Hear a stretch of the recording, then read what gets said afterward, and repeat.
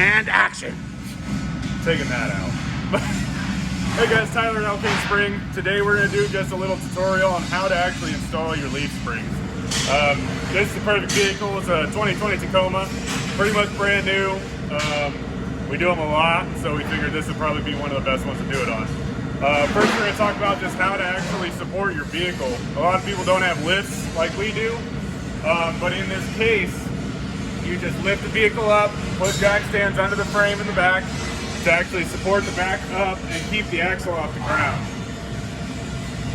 So what we do, obviously since we have a lift, is we'll lift the whole vehicle up and use an actual axle stand, put it underneath whatever side you're working on. I go side by side, that's just preference. Get your axle stand to have a little bit of pressure on it, and then you can start to disassemble the actual leaf and start to take it off. We're going to talk about actually disassembling the vehicle, what to do first. It always comes down to personal preference. The way I start is when the vehicle and the axle is supported, I'll start with the U-bolts. I always take the U-bolts off, take the tension off of that spring. So we'll do that now. And you'll see when we actually take the tension off of this axle and the U-bolts and you bring the axle down, the axle will shift a little bit. And I mean, it comes back to just all the other suspension parts holding it will move the axle a little bit forward. It's not that the spring is longer or shorter, it's that the actual just movement of the shocks and the other spring that's holding it together will move the axle a little bit.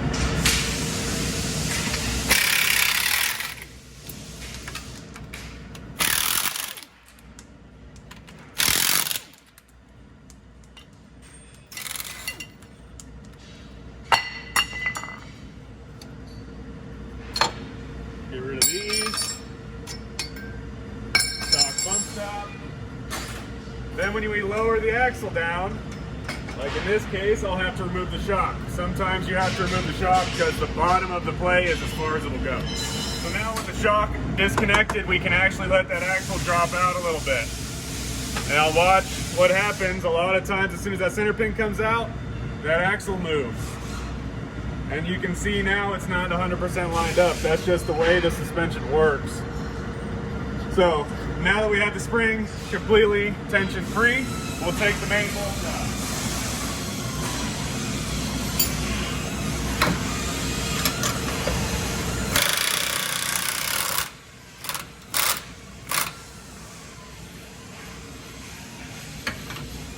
And on this vehicle, since it's so new, I'll inspect the shackles.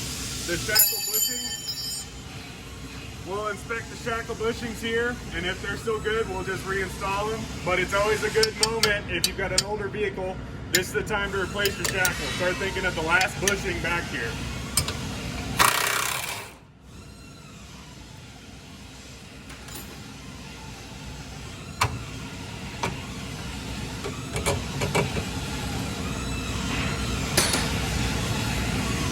So a lot of times when you don't have a lot of clearance in this area, it's hard to get that bolt unstuck. So I just put my impact back on it with an open-ended wrench, put it on the inside of that head, and it'll come out. With the spring completely disconnected from the vehicle, we'll take it out.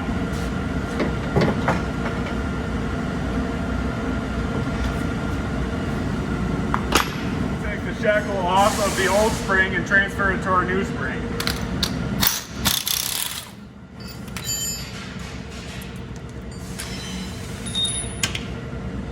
It's important to check these bushings out. That is the last bushing that you'll have to look at. This thing is pretty much brand new. That bushing looks good. The sleeve isn't rusty or anything like that, so we'll keep it. We'll grab my new spring.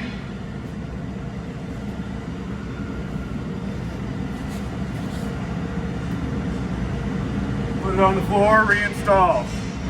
It's real important to remember which way the bolt came out of the shackle, because the way this shackle is, the bolt head clears the frame, but if you put it through the other way, the end of the bolt will hit the frame.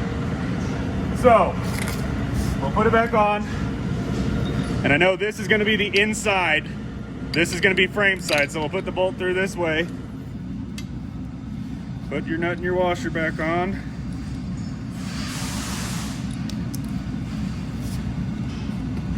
And I like to tighten these down just a little bit. So there's a little bit of play, makes it easier to install it.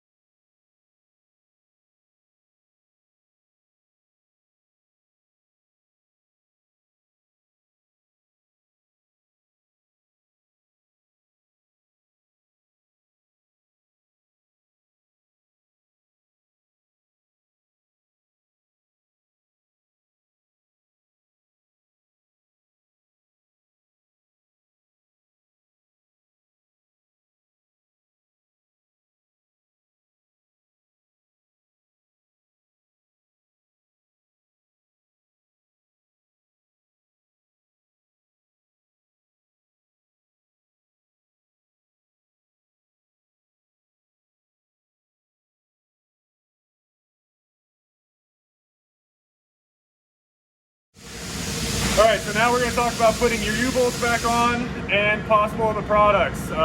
We just developed our own U-bolt flip kit for the 05 and up Tacomas, Tundras, Colorados, anything with this style of bump stop on top of the spring. So it's a perfect time to show what to do with that. The stock configuration is this. The stock Tacoma bump stop. We go back on top, and then your bottom U-bolt plate would go back up underneath the axle with square U-bolts that come down and bolt from the bottom. A lot of the Tacoma springs we build, everybody's on off-road a lot. Obviously this hangs down a little bit, so if we can gain a little bit of ground clearance by getting rid of this and switching to our new style, I think it's worth it. So we'll show the new one. This is our U-bolt flip kit. So instead of square going down over the axle, now we'll do two round coming up from the bottom through the U-bolt plate and bolted from the top. That just gives you that much extra ground clearance down here on the bottom for when you're off-road or you're doing anything. And you get an upgraded bump stop. I mean, you can see the difference. Just a little bit will help, especially for any kind of lift. You lift these things 4 or 5 inches, that bump stop's never gonna hit. So that's why we came up with this, to get the U-bolts to the bottom and a bigger bump stop and upgraded bump stop. All right, so now we're gonna talk about the importance of actually changing your U-bolts. Anytime you torque a U-bolt, it actually pulls the thread, and that's what locks them in. This is the old one off this Tacoma, and as you can see, it's a little bit shorter than mine. The reason that is that pack, the stock Tacoma pack, is going to be thinner than my pack, height-wise, because we have more material in ours to actually get the progressive ride out of it. So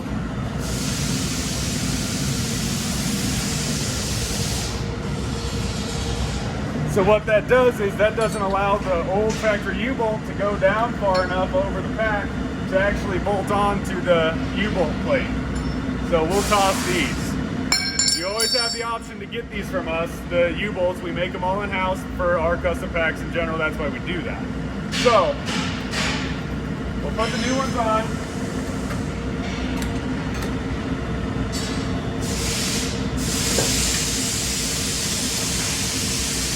U-bolt plate. In this case, it's straight. Some of the other brands of vehicles, Tundras in general, their axle kicks a little bit to the side. The springs aren't perfectly straight. They come in at an angle. So you got to make sure you keep whatever side you pulled off forward, put it back on the same way. So, put brand new nuts and washers on these. Get them fed through your U-bolt plate. Around the stock bump stop.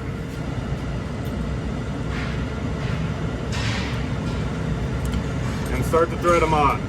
When I install these, I like to run them up with the impact just to where they touch. All 4 of them are even and touching. And then I'll take the torque wrench and torque them to 90 foot-pounds. That's the 9/16 U-bolt torque.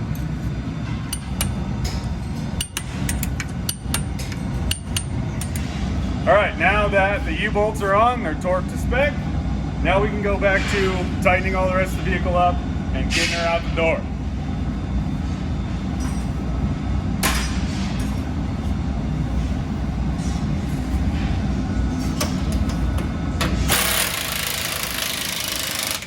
We'll also go around and torque these as well. But as most people know, these little impacts don't really get that tight. They just pull out of the slot. And never just hammer down on that top one because that shackle needs to move. Next, we'll put in our brake line holder bolt with a lock nut.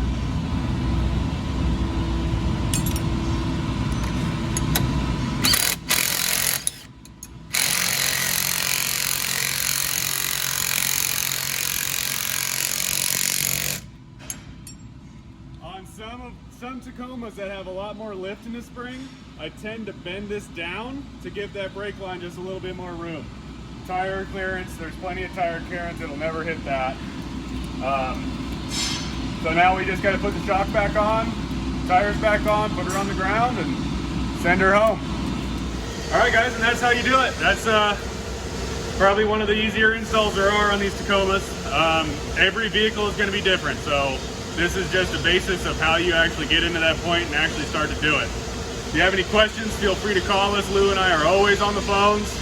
And yeah, that's about it.